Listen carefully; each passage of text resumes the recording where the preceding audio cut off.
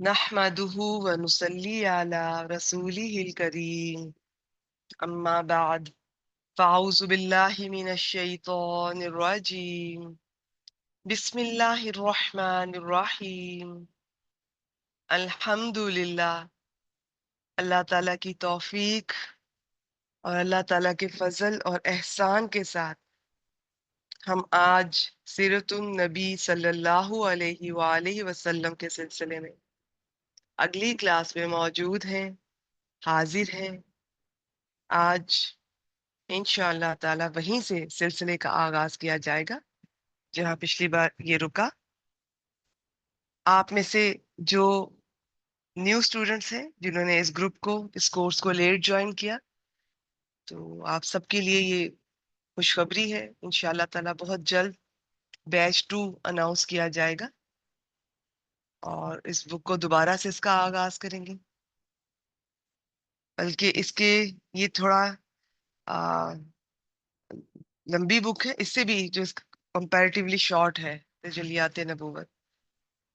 انشاءاللہ تعالیٰ کوشش یہی ہوگی کہ جب ایک بیچ مکمل ہو تو دوبارہ اگلا بیچ شروع کیا جائے، تاکہ زیادہ سے زیادہ بہنیں کم از کم ایک بار، اگر کسی وجہ سے خود نہیں پڑھ سکتی تو آپ ہمارے ساتھ اسے سنیں ضرور، ایک بار کم از کم، اور اپنے بچوں کو بھی شامل کیجیے۔ ہو سکے تو آپ یہ بک لیجیے، جہاں اتنا کچھ ہم خریدتے ہیں، یہ تجلیات نبوت، آپ اسے خریدیے اور گھر پہ رکھیے۔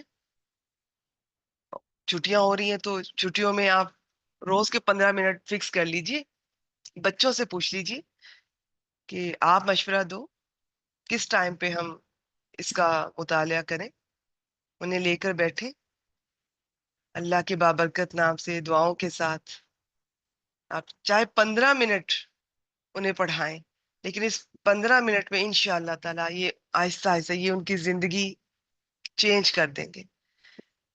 آپ جس طرح اللہ تعالیٰ کے بابرکت نام سے آغاز کریں گی، پھر آپ خود دیکھیں گے آپ کو دعائیں آتی ہیں یا نہیں، کیسے آغاز کرنا ہے۔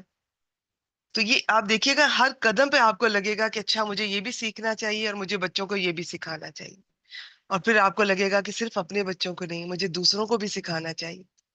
تو یہ سٹیپ بائی سٹیپ انشاءاللہ تعالیٰ یہ قرآن اور سنت کی برکت سے یہ بہت بڑا کام ہے اور یہ بہت ضروری کام ہے۔ آج کے اس دور میں سیرت النبی صلی اللہ علیہ وآلہ وسلم، اس کو جتنا عام کیا جائے، گھر گھر تک پہنچایا جائے، پھر بھی ہم اس کا حق نہیں ادا کر سکتے، یہ میری بات یاد رکھیے گا۔ پھر اپنے بچوں کو لے کے بیٹھیے، تو اس میں جب آپ چاہے ایک پیج کر لیں، ضروری نہیں ہے کہ اب اس سال، ویسے تو اللہ کرے، اللہ کی توفیق ہے، ہو سکتا ہے آپ شارٹ والی لیتے ہیں تو وہ کور بھی ہو جائے گی انشاءاللہ تعالیٰ، نہیں بھی ہوتی۔ بات یہ نہیں کہ ہم نے کتنا پڑھا، بات یہ ہے کہ ہم نے جو پڑھا وہ ہمارے دل میں کتنا اترا، کتنا اثر کیا اس نے، کیا سیکھا میں نے اور بچوں نے، زندگی میں کیا بدلاؤ آیا۔ پھر انشاءاللہ تعالیٰ قرآن مجید کو سمجھنے میں اور مدد ملے گی۔ چلیے جی شروع کرتے ہیں، انشاءاللہ تعالیٰ یہ باتیں میں آپ سے کرتی رہوں گی۔ اگلے بیچ کے لیے تیار رہیں، جن کا پیچھے سے مس ہوا ہے، تو بعض دفعہ اپنا اکیلے کرنا پاسبل نہیں ہوتا۔ بہت لوگوں نے یہ ایکسپیرینس کیا ہوگا کہ ہم بہت سے کورسز، بہت سی کتابیں اس طرح سے یوٹیوب پر کورسز یا خود سے کوئی کتابیں شروع کرتے ہیں تو وہ زیادہ دیر ہم کر نہیں پاتے، اسی لیے کہتے ہیں جماعت کا ساتھ ضروری ہے۔ جماعت کی اپنی ایک برکت ہوتی ہے، اس پر اللہ کا ہاتھ ہوتا ہے، تو اللہ کی مدد خاص ہوتی ہے۔ کسی نہ کسی طرح اس طرح سے جڑے رہیں تاکہ آپ کو یہ فائدہ پہنچتا رہے۔ تو انشاءاللہ تعالیٰ دیکھیں جلد اناؤنس ہوگا، تو پھر آپ شروع سے دوبارہ کریں، اور جو کر چکی ہیں آپ بھی دوبارہ کیجیے۔ یہ تو میں دعویٰ نہیں کر سکتی میں نے ایک دفعہ پڑھ لی اور مجھے ساری آ گئی۔ اب ہو سکتا ہے کہ جب میں دوبارہ شروع کروں تو مجھے پہلے سے زیادہ سمجھ آئے، پہلے کچھ واقعات سے میں ایسے ہی گزر گئی، اب مجھے سمجھ آئے۔ پھر ساتھ جب قرآن مجید شروع ہو جائے گا تو پھر مجھے دونوں کو ریلیٹ کرنے میں مجھے آیات کا پتہ چلنا شروع ہو جائے گا کہ ان کی بیک گراؤنڈ کیا ہے، یہ کس موقع پہ تھی، وہاں پہ سچویشن کیا چل رہی تھی. تو ہماری زندگی میں اگر کوئی ایسی سچویشن چل رہی ہے تو ہم نے پھر کیا کرنا ہے. تو یہ جب ساری چیزیں ملیں گی نا، ادھر سے قرآن مجید، ادھر سے سیرہ اور حدیث، تو پھر دیکھیے گا کیا زبردست تبدیلی آتی ہے آپ کی زندگی میں انشاءاللہ تعالی. جی آغاز کرتے ہیں. بسم اللہ الرحمن الرحیم. مسجد درار کا انہدام. یہ مسجد منافقین نے برے مقصد کے لیے، مقاصد کے لیے بلکہ بنائی. تو دیکھتے ہیں کہ کس طرح انہوں نے اس میں نبی اکرم صلی اللہ علیہ وآلہ وسلم کو انوالو کرنے کی کوشش کی، دکھاوا. اور کہ اگر ہمارے پیارے رسول پاک صلی اللہ علیہ وآلہ وسلم وہاں چلے جاتے اور نماز پڑھ لیتے ان کے ساتھ تو سنیریو کچھ اور ہوتا. لیکن اللہ تعالیٰ کی مدد ہر وقت نبی اکرم صلی اللہ علیہ وآلہ وسلم کے ساتھ اور اپنے سب ایمان والوں کے ساتھ. آپ کا یقین ہونا چاہیے آپ کے ساتھ بھی ہوگی انشاءاللہ تعالیٰ. کوئی آپ کو نقصان نہیں پہنچا سکتا، نہ کوئی آپ کو نفع پہنچا سکتا ہے سوائے اللہ کی ذات کے. کوئی اتنا ہی، وہ بظاہر کوئی سورس بن سکتا ہے آپ کو فائدہ یا نقصان پہنچانے کا، یہ سب میں اللہ کا اذن ہوتا ہے. آپ کا اللہ پہ یقین ہونا چاہیے، اللہ پہ توکل ہونا چاہیے. منافقین نے کیا کیا؟ ضرر رسانی، کفر، مومنین میں تفریق اور اللہ اور اس کے رسول سے جنگ کرنے والوں کو گھات کی جگہ فراہم کرنے کے لیے قباء میں ایک مسجد بنائی تھی. اب آپ دیکھ رہے ہیں، میں تو یہ ایک لائن میں پڑھ گئی ہوں. یہی میں اکثر آپ کی توجہ ادھر دلاتی ہوں کہ میں ایک لائن پڑھ جاتی ہوں، میں ایک واقعہ پڑھ کے گزر جاتی ہوں، کبھی کبھی رک بھی جاتی ہوں، کچھ بتا بھی جاتی ہوں. لیکن ایک ایک لفظ میں نا ہسٹری چھپی ہوئی ہے، واقعات ہیں، قربانیاں ہیں. یہ انہوں نے کس کس طرح ضرر رسانی کی، یہ آپ پڑھیں گے نا منافقین کے بارے میں. سورۃ البقرہ سے ان کا آغاز ہو جاتا ہے، اور کہ ان سورت بھی ہے ان کے نام پر. اس کے علاوہ اور کئی مقامات پہ ان کا ذکر ملتا ہے. آپ کو پتہ چلے گا یہ کس کس طرح مسلمانوں کو تکلیف پہنچاتے تھے، کفر کے لیے، مومنین میں تفریق کے لیے. یہ آپ سب دیکھیں گے انشاءاللہ تعالیٰ، پھر آپ کو پتہ چلے گا کس کس طرح سے کرتے تھے. ٹھیک ہے؟ اور منافقین مدینہ کے یہود ان میں سے بھی تھے، مدینہ کے لوکلز ان میں سے بھی تھے. تو یہ کئی طرح کے ہیں، یہ ایک طرح کے نہیں ہیں. اس کے لیے اگر میں انشاءاللہ تعالیٰ جب آپ کو قرآن مجید پڑھا رہی ہوں گی نا تو میں آپ کی توجہ دلاؤں گی. بہت ویرائٹی تھی ان میں. موٹی موٹی تو سورۃ البقرہ کی ابتدائی آیات میں ان کی 2 اقسام بیان کر دی، لیکن اس کے علاوہ بھی آپ دیکھیں گے کہ کئی طرح کے رنگ برنگے چہرے آپ کے سامنے آئیں گے. کوئی تو پکے دل سے کافر تھے اور زبان سے حق کا اقرار کرتے اور اسلام کو نقصان پہنچانے کے لیے وہ شامل ہوئے. کچھ نقصان پہنچانے کے لیے نہیں آئے، وہ کسی فیملی پریشر میں، قبیلے کے پریشر میں یا کسی دنیاوی فائدے کو دے کر آ گئے. نقصان نہیں پہنچانا چاہتے تھے. لیکن اب جب آسان احکامات سامنے آتے تھے تو قبول کر لیتے تھے، مشکل آتے تھے تو پیچھے ہٹ جاتے تھے. کوئی فائدہ ہوتا تھا، کوئی مال غنیمت یا دنیاوی فائدہ تو حاضر، کوئی جہاد کے لیے بلایا جاتا تو پیچھے ہٹ جاتے تھے. پھر اب ان میں سے جو پکے کافر تھے وہ خاص طور پہ یہ کام کرتے تھے، بہت کچھ کرتے تھے. وہ مسلمانوں کو کس طرح نبی اکرم صلی اللہ علیہ وآلہ وسلم اور اسلام اور قرآن مجید کے بارے میں بدگمانیاں ان دلوں میں پیدا کرنے کی کوشش کرتے. پھر وہ کس کس طرح تکلیفیں پہنچاتے تھے، کچھ باتیں ان کے منہ پہ کہتے تھے، کچھ پیچھے مذاق اڑاتے تھے. پھر اللہ اور اللہ کے رسول سے جنگ کرنے والے انہوں نے، یہ جو مشرکین مکہ کے ساتھ پورا ان کی دوستی، ان کی مدد کرتے تھے، اور کس طرح ان کے لیے جاسوسی بھی کرتے. اور تو یہ سارا کچھ آپ قرآن مجید جب آپ دیکھیں گے انشاءاللہ تعالیٰ، پڑھیں گے تو یہ ایک ایک لفظ میں نے کہا نا، یہ ضرر رسانی، یہ کفر، یہ مومنین میں تفریق، اللہ اور اللہ کے رسول سے جنگ کرنے والوں کو گھات کی جگہ فراہم کرنے کے لیے، یہ سارے کام یہ کیا کرتے تھے. تو پہلے کہیں اپنے سرداروں کے پاس کہیں اکٹھے ہو گئے ادھر ادھر، اب یہ جگہ بنا لی. لیکن اچھا، تو رسول اللہ صلی اللہ علیہ وسلم سے گزارش کی تھی کہ آپ اس مسجد میں ان کے لیے نماز پڑھ دیں. اس وقت پیارے رسول صلی اللہ علیہ وآلہ وسلم تبوک کے لیے تیار ہو رہے تھے. آپ نے فرمایا ابھی تو ہم سفر پر ہیں، البتہ واپس آئے تو انشاءاللہ. کتنے خلوص، کتنا اخلاص، کتنے پیار سے، ذہن میں ہے ہی نہیں کوئی بدگمانی نہیں. اور یہ واقعی، اور میں بتاؤں، یہ جو مکہ سے آئے تھے صحابہ کرام، ان کو بھی نہیں پتا تھا منافقین جیسی چیز بھی کوئی ایگزسٹ کرتی ہے دنیا میں. چند تھوڑا سا پورشن تھا جو بعد میں پتا چلتا ہے مکہ کا، وہ بہت تھوڑا. اصل میں یہ مدینہ آ کے پتا چلتا ہے یہ ان کا، منافقین کا. ٹھیک ہے. لیکن جب آپ تبوک سے واپسی میں، ہم پیچھے تبوک پڑھ کے آئے نا، غزوہ تبوک، 50 دن کا سفر، اور جنگ تو نہیں ہوئی تھی لیکن 20 دن وہاں پہ اسٹے کیا تھا. تو زی اوان میں اترے اور مدینہ ایک دن یا اس سے بھی کم وقت کے فاصلے پر رہ گیا تو حضرت جبریل علیہ السلام نے نازل ہو کے مسجد کی اصل حقیقت بتائی اور نماز پڑھنے سے منع کیا. چنانچہ رسول اللہ صلی اللہ علیہ وسلم نے آدمی بھیج کر اسے جلا کر مسمار اسے گرا دیا. تو دیکھیں، بری نیت کے لیے، ایک برے مقصد کے لیے ایک اچھی جو بظاہر نظر آنے والی چیز ہے، وہ بھی کتنا بڑا فتنہ ہے. اسے نہ صرف جلایا گیا بلکہ اسے گرا دیا گیا. اہل مدینہ کی طرف سے رسول اللہ صلی اللہ علیہ وسلم کا استقبال. اب یہ غزوہ تبوک سے واپس آ رہے ہیں. جب مدینہ کے آثار دکھائی دیے تو نبی کریم صلی اللہ علیہ وسلم نے فرمایا یہ رہا طابہ اور یہ رہا احد. احد سے واقعی محبت تھی آپ صلی اللہ علیہ وسلم کو، اور وہ پہلے وہی نظر جب آتا دور سے تو یہ وہ پہاڑ ہے جو ہم سے محبت کرتا ہے اور جس سے ہم محبت کرتے ہیں. ادھر لوگوں نے آپ کی آمد کی خبر سنی تو استقبال کے لیے عورتیں، بچے اور بچیاں نکل پڑی جو یہ شعر گنگنا رہی تھی: ہم پر سنیت الوداع سے 14ویں کا چاند طلوع ہوا، جب تک پکارنے والا اللہ کو پکارے ہم پر شکر واجب ہے.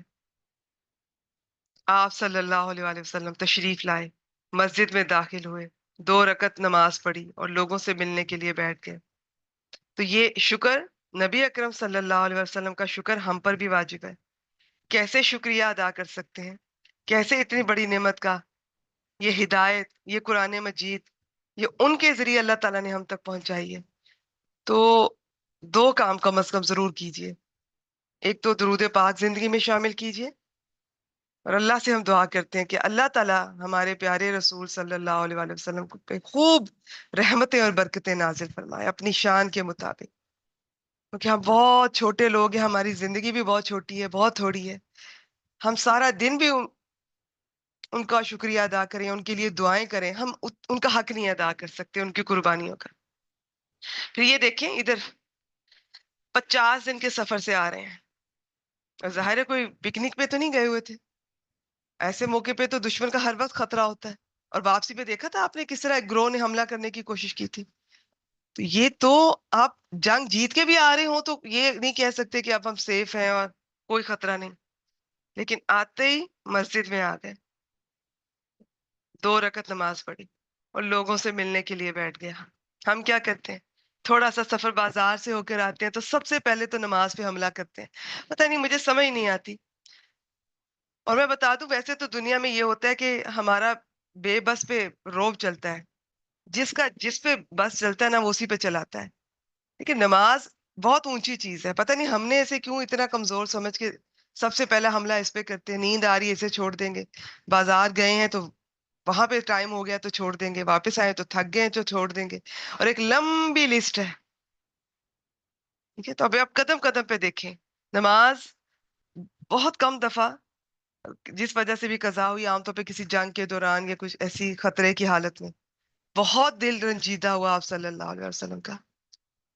اور ویسے عام طور پہ کبھی اس طرح سے بد دعا نہیں فرماتے کسی کے لیے، لیکن جب کہ دین کو تکلیف پہنچتی تھی یا اس طرح سے نماز قضا ہوتی تو پھر بہت تکلیف پہنچتی آپ صلی اللہ علیہ وسلم کو.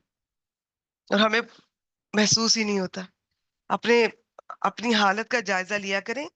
کبھی نماز چھوٹ رہی ہو یا چھوٹ جائے تو کیا محسوس ہوتا ہے؟ کیا کوئی دل پہ بوجھ، کوئی تکلیف ہوتی ہے، کوئی رونا آتا ہے کہ وہ ایک چیز تھی، ایک حکم تھا، اس کا وہ وقت گزر گیا، اب ساری زندگی ٹھیک ہے، اگر ہم نے جان بوجھ کے نہیں چھوڑی تو ہم اس کو بالکل قضا ادا کریں گے. اور ویسے تو اللہ معاف کرنے والا ہے، لیکن کبھی آپ نے سوچا کہ وہ وقت اب دوبارہ نہیں آئے گا، وہ موقع، وہ نماز، اس کا وہ جو آپ جس وقت کے لیے اس کا حکم تھا وہ ہمیشہ ہمیشہ کے لیے گزر گیا. آپ نے ادا کی تو لکھا گیا، نہیں کی تو وہ اور طرح سے لکھا گیا. مخلفین پیچھے رہ جانے والے کو کہتے ہیں. جو منافقین پیچھے رہ گئے تھے انہوں نے آ کر معذرت کی. یہ بھی بہت طرح کے تھے، ابھی دیکھتے ہیں. قسمیں کھائیں، آپ صلی اللہ علیہ وسلم نے ان کا ظاہر قبول کر لیا. غزوہ تبوک میں بہت لوگوں نے یہ اس طرح کے ہم نے پیچھے پڑھا تھا نا، بہت سخت گرمی تھی اور کیا حالات تھے، مشکل ترین حالات میں غزوہ تبوک پہ نکلے تھے مسلمان. تو آپ صلی اللہ علیہ وسلم نے ان کا ظاہر قبول کر لیا، باطن اللہ کے حوالے کر دیا، اور ان کا عذر قبول کرتے جاتے تھے جنگ پہ جانے سے پہلے بھی، اور بعد میں آ کے جنہوں نے معذرت کی وہ بھی قبول کر لی. 3 سچے مومن بھی آئے تھے، وہ پیچھے رہ گئے تھے. بعض دفعہ اچھے لوگوں سے بھی خطائیں ہو جاتی ہیں، کمزوری، کوئی بشری تقاضا، بشری کمزوری غالب آ جاتی ہے. یہ بھی ان میں سے ایک تھے، کعب بن مالک، مرارہ بن ربیع اور ہلال بن امیہ رضوان اللہ علیہم اجمعین. انہوں نے سچ سچ بتا دیا کہ یہ 3 وہ لوگ تھے. باقی کسی نے سچ نہیں بتایا، کوئی عذر نہیں تراشا. نبی اکرم صلی اللہ علیہ وسلم نے حکم دیا کہ اللہ کے فیصلے کا انتظار کریں، اور اللہ کے ہی اذن سے مسلمانوں کو حکم دیا کہ ان سے بات چیت نہ کریں. چنانچہ لوگ ان کے لیے بدل گئے. اب پھر دیکھیے یہ واقعہ، میں یہ 1 منٹ بھی نہیں لگاؤں گی اور میں اسے مکمل کر کے آگے گزر جاؤں گی، ٹھیک ہے. لیکن اس میں 50 دن کہا جاتا ہے لگ گئے، اور یہ 50 دن ایسے نہیں ہے. اور میں بتا دوں یہ ویسے بھی نہیں ہے جیسے غزوہ تبوک کے تھے، وہ بھی گزر گئے. ہمارے 50 دن، کوئی موسم کی شدت ہے، کوئی طبیعت کی خرابی ہے، وہ بھی گزر جاتے ہیں. یہ سوشل بائیکاٹ کیا گیا تھا.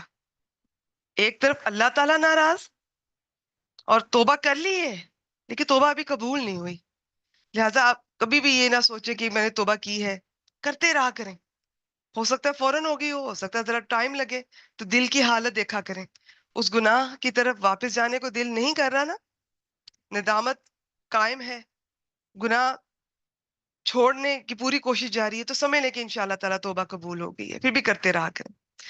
اچھا، ایک طرف اللہ تعالیٰ، سب سے بڑی بات ایک مومن کے لیے اس سے تکلیف دہ نہیں ہو سکتی کہ اللہ تعالیٰ ناراض ہے. اور اچھا، نبی اکرم صلی اللہ علیہ وسلم اس طرح ناراض نہیں تو، لیکن ظاہر ہے وہ اللہ کے حکم سے وہ بھی بات چیت اب نہیں کر پاتے تھے. تو سوچیں ان 3 صحابہ کو کتنی تکلیف ہوئی.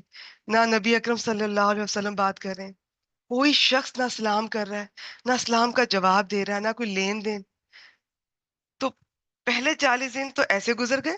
اب آپ دیکھیے گا جب تکلیف حد سے بڑھتی ہے نا، اور جب بالکل صبح ہونے والی ہوتی ہے تو رات بہت گہری ہو جاتی ہے. اس کے بعد پھر اس کی وہ گہرائی، وہ اس کی سیاہی وہ ختم ہونے لگتی ہے، وہ ٹوٹ جاتا ہے اس کا اثر. اب جب یہ آزمائش شدت اختیار کر گئی 40 دن کے بعد، تو مزید حکم آیا کہ بیویوں کے پاس بھی نہیں جانا. پہلے بیویاں تھوڑا بہت پاس تھیں، کچھ سن لیتی تھیں، اب وہ بھی ختم ٹوٹلی. اس زمین پہ اللہ نہ کرے کہ ہم میں سے کسی کے ساتھ ایسا ہو. یہ بہت تکلیف دہ چیز ہے. کوئی آپ سے بات نہیں کر رہا، کوئی آپ کو ضرورت پڑتی ہے، یہ کوئی انسان کو بات کبھی کرنی پڑتی ہے، نہ کوئی بات کر رہا ہے، نہ کوئی جواب دے رہا ہے، نہ کوئی لین دین کر رہا ہے. آپ اس زمین پہ رہتے ہوئے بھی آپ کو کس طرح اکیلے کر دیا گیا ہے. تو چونکہ اللہ کے پیارے بندے تھے، آزمائش بھی بہت بڑی آئی، لیکن اس کے بعد پھر اللہ تعالیٰ مہربان ہوئے.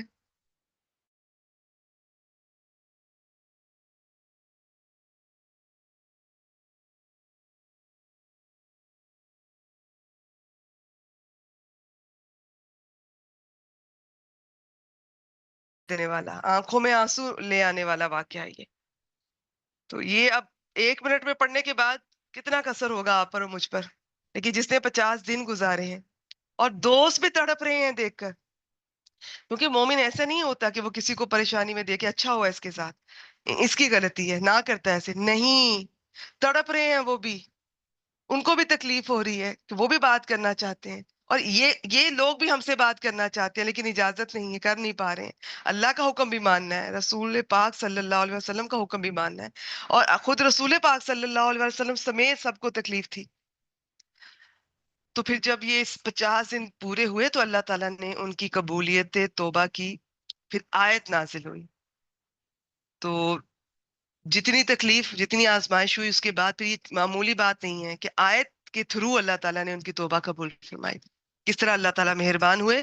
اور جو صحابہ کے ریئیکشن تھا وہ میں انشاءاللہ تعالیٰ پھر آپ کو جہاں جہاں مجھے وہ ضرورت پڑے گی میں آپ سے شیئر کروں گی. جیسے حضرت عمر کا جو ریئیکشن تھا، سب کا، جو جدھر کھڑا تھا وہیں سے ان کو پکارنا شروع کر دیا، ان کو مبارکبادیں دینا شروع کر دی. سب اتنے خوش تھے اس دن کہ عید میں بھی کیا خوش ہوں گے. تو یہ ہم دیکھتے ہیں سورہ توبہ آیت نمبر 118 میں.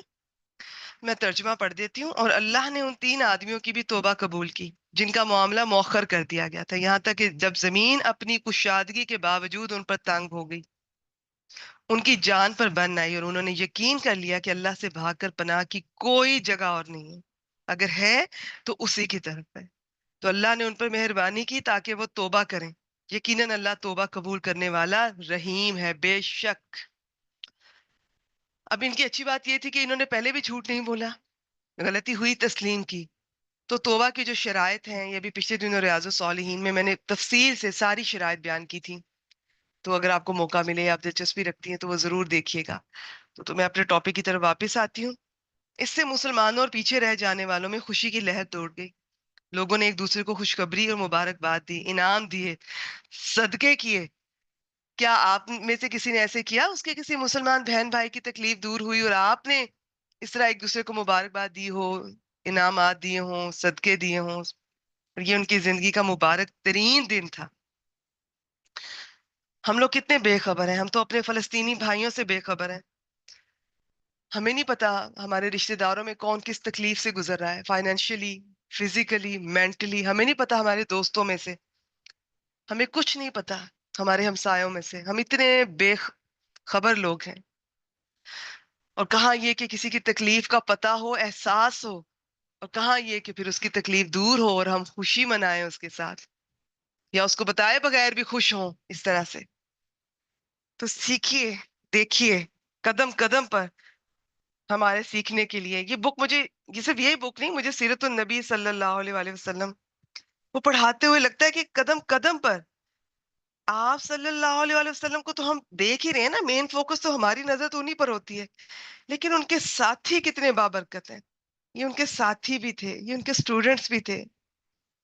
تو اتنے بابرکت اور اتنی برکتوں والے، خیر والے لوگ تھے. قدم قدم پہ ہمارے سیکھنے کے لیے ان کی ذات میں کیا کچھ نہیں موجود. اس موقع پہ بعض آیات نے منافقین کا بھانڈا پھوڑ دیا، ان کی جھوٹ کا راز کھول دیا، اور سچے مومنین کو بشارتیں دی گئیں. پس سب تعریف تمام جہانوں کے پروردگار کے لیے ہے. بے شک رسول اللہ صلی اللہ علیہ وآلہ وسلم اب رجب آ گیا، سن 9 ہجری میں تبوک سے جب واپس ہوئے، اسی مہینے نجاشی شاہ حبشہ، استھما بن ابجر نام تھا.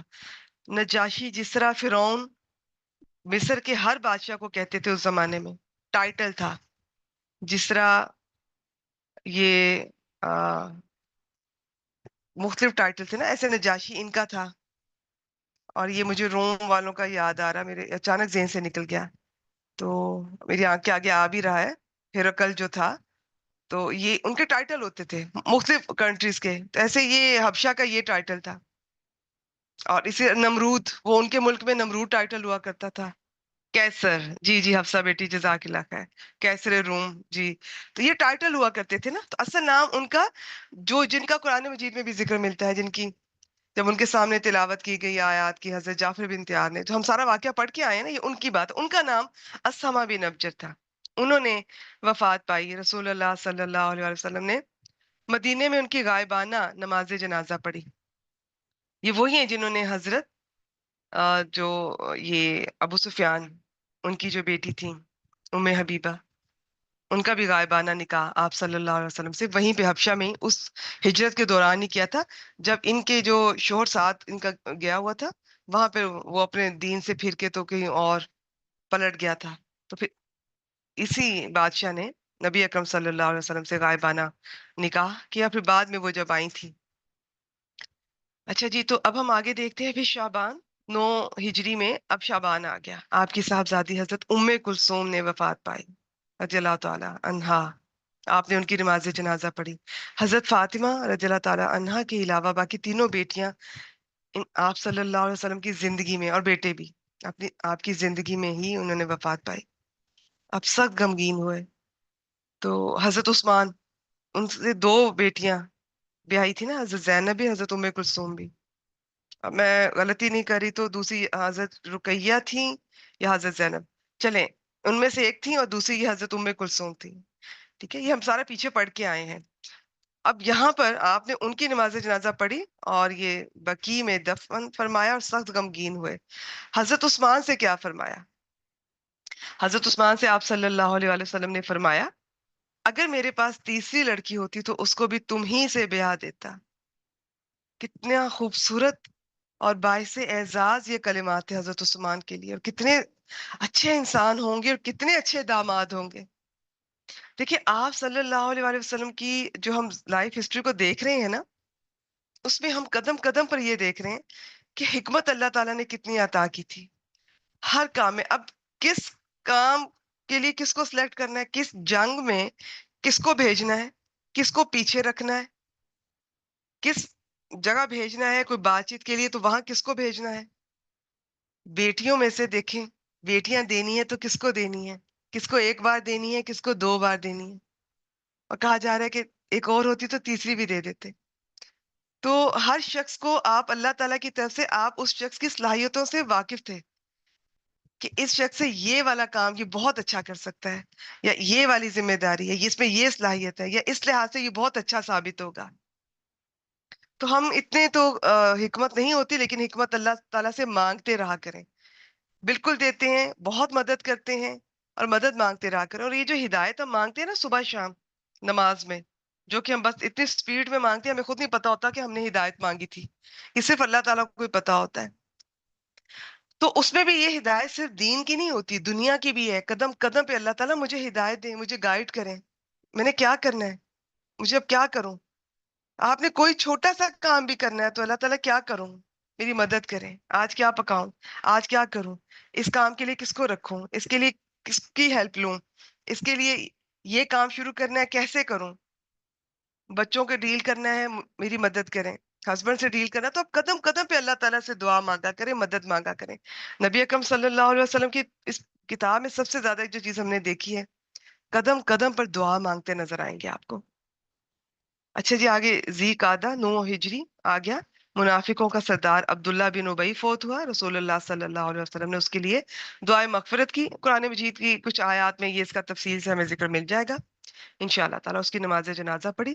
حضرت عمر رضی اللہ تعالیٰ عنہ نے اس کی نماز جنازہ پڑھنے سے آپ صلی اللہ علیہ وسلم کو روکنے کی کوشش کی، مگر آپ نہ مانے. پھر قرآن کریم کی ایک آیت نازل ہوئی جس میں منافقین کی نماز جنازہ پڑھنے سے منع کر دیا گیا. حضرت عمر فاروق رضی اللہ تعالیٰ عنہ کو اللہ تعالیٰ کی طرف سے اللہ نے بڑی حکمت دی تھی. ایسے بہت ایک لمبی لسٹ ہے ایسے معاملات کی جس میں انہوں نے اپنی خواہش کا اظہار کیا، اور جیسے یہ خواتین کے پردے کے لیے بھی چاہ رہے تھے، اور ایک لمبی لسٹ ہے. تو جیسے اور وہ جو جنگ بدر کے جو آئے تھے ان کے جو قیدی، ان کے بارے میں حضرت عمر کی رائے کچھ اور تھی، حضرت ابوبکر صدیق کی کچھ اور تھی. آپ صلی اللہ علیہ وسلم نے حضرت ابوبکر صدیق کی رائے کو پسند کیا تھا، کیونکہ اس کا یہ تھا کہ انہیں فدیہ لے کے چھوڑ دیتے ہیں. لیکن حضرت عمر نے کہا تھا کہ نہیں، یہ ان کا خون بہانا چاہیے. اور تو بعد میں جو آیات نازل ہوئی تو وہ حضرت عمر کے حق میں. تو ایک لمبی لسٹ ہے. تو یہ اللہ تعالیٰ کی طرف سے، میں پھر یہ کہوں گی اللہ تعالیٰ سے حکمت مانگا کیجیے. اچھا جی، آگے چلتے ہیں. غزوات کے متعلق چند کلمات دیکھتے ہیں. جاہلیت میں جنگ کے معنی تھے بغیر کسی رحم مروت کے قتل و غارت گری، آتش زنی، اکھاڑ پچھاڑ، لوٹ مار، عورتوں کی بے حرمتی. یہ جو لوگ اعتراض کرتے ہیں جی کہ آپ یہ لونڈی سسٹم، آپ یہ باندیاں، یہ کنیزیں، یہ اسلام کی ایک بہت بری تصویر پیش کرتے ہیں، وہ ان سے یہ کہیں آپ ذرا ہسٹری دیکھیں. جب جنگ ہوتی تھی تو اس میں جو عورتیں، جس آپ ملک کو، علاقے کو، قبیلے کو جو ہارتا تھا، اس کی عورتوں کے ساتھ کیا غیر انسانی سلوک ہوتا تھا. اور بلکہ جنگ کے دوران آپ ہسٹری پڑھیں، کچھ ملک ایسے بھی گزرے ہیں کہ وہ جنگ کر رہے ہیں اور ان کے قیدیوں کو اسی ملک کی لڑکیاں اویلیبل کی جاتی تھی رات کے وقت، اور ایک لڑکی کو دوبارہ نہیں ان کو دیے جاتی تھی. دوبارہ پھر انمیرڈ بچیاں، کنواری بچیاں ان کو پیش کی جاتی تھی. یہ آپ ہسٹری پڑھیں آپ کے رونگٹے کھڑے ہو جائیں گے. تو کہاں اسلام وہ اس قبیلے کی عورتوں کو اگر کنیز بنا رہا ہے تو وہ آپ ان کو بیوی کی طرح رکھتے ہیں. نکاح نہیں کرتے تھے لیکن بیوی کی طرح تقریباً وہی والے حقوق. وہ اب ایک مرد کے تحفظ میں آ گئی ہے، اسی کے گھر میں رہ رہی ہے، اسی کے بچوں کی ماں ہے. تو کبھی یہ سوچا ہے آپ لوگوں نے کتنے آرام سے ہم لوگ اسلام پہ تنقید کرتے ہیں؟ 4 شادیوں کا یہ تو اتنا ان کو کوئی مسئلہ نہیں ملتا، تو ہمارے اسلام پہ ہماری نئی نسل کو 4 شادیاں، ویسے تو ہمارے اپنے بھی بڑے 4 شادی، ہم لوگ 4 شادیوں کو اور طرح سے لیتے ہیں. ہمارے مردوں کو یہ ان کی فیوریٹ ان کا یہ ٹاپک ہے، لیکن جو غیر مسلم ہے وہ اور طرح سے لیتے ہیں. اب ان کو کوئی یہ بتائے کہ 40 شادیاں کرتے تھے، 100 شادیاں، نکاح کر کے بھول جاتے تھے، پتہ بھی نہیں ہوتا تھا کس عورت سے نکاح کیا تھا، کس سے کون سا بچہ ہے. رلتی رہتی تھی وہ، نہ اسے چھوڑیں نہ وہ کسی دوسری جگہ نکاح کرنے کے قابل تھی. اب 40 سے 4 ہوئی ہیں تو کیا اس میں مسئلہ ہے؟ اور پھر یہ ساری دنیا جو ہم پہ اعتراض کرتی ہے، ان کے بیوی کو چھوڑ کے کہتے ہیں جی ہم ون لیڈی ون وومن والے یہ ہیں. اور آپ ذرا ان کی گرل فرینڈز اور ان کی جو افیئرز کی لسٹ دیکھ لیجئے، جو میں نہیں کہتی کہ پتہ کیجئے، جو منظر عام پہ آ جاتی ہے. اللہ تعالیٰ ہمیں ہدایت دے. بس اب ہمارے چونکہ بعض چیزیں کلچر میں شامل ہوتی ہے نا، اب ہمارے کلچر میں نہیں ہے دوسری شادی. اسلام نے اجازت دی ہے، ضروری نہیں کی، اس لیے ہمارے کلچر کو آپ بالکل فالو کر سکتے ہیں. عرب کے کلچر میں یہ چیز بہت کامن ہے، کچھ اور کنٹریز میں بہت کامن ہے. وہ خواتین تو انتظار کرتی ہیں کہ دوسری بیوی آئے، تیسری بیوی آئے، اتنے کام ہے گھر کے تو ہم مل کے بانٹیں گے. اور عرب میں تو ویسے ہی ماشاءاللہ اتنے مالدار ہوتے ہیں، وہ ہر عورت کو اتنا گھر راضی کر کے رکھا ہوتا ہے کہ اسے یہ ہے کہ مجھے ہر سہولت ملی ہوئی ہے، تو ہسبینڈ نے تو ویسے ہی ادھر ادھر رہنا ہے تو ٹھیک ہے دوسری تیسری بیوی کے پاس چلا جائے. تو اور کلچر ہوتا ہے، انہوں نے اپنی والدہ نانی سب کو یہی دیکھا کہ اسی طرح ہی ہونا ہے. ہمارے ہاں چونکہ ایک عورت کا ہے تو اب یہ ٹاپک کو میں ڈسکس نہیں کروں گی. میں پھر بتا دوں اسلام نے اجازت دی ہے، بہت اچھا حکم ہے، لیکن یہ ضروری نہیں ہے. اور اگر کوئی انصاف نہیں کر سکتا تو وہ اس کی ذرا نتائج بھی پڑھ لے کہ وہ قیامت کے دن وہ شخص جو 2 بیویوں میں عدل نہیں کرے گا وہ کس حالت میں اٹھایا جائے گا.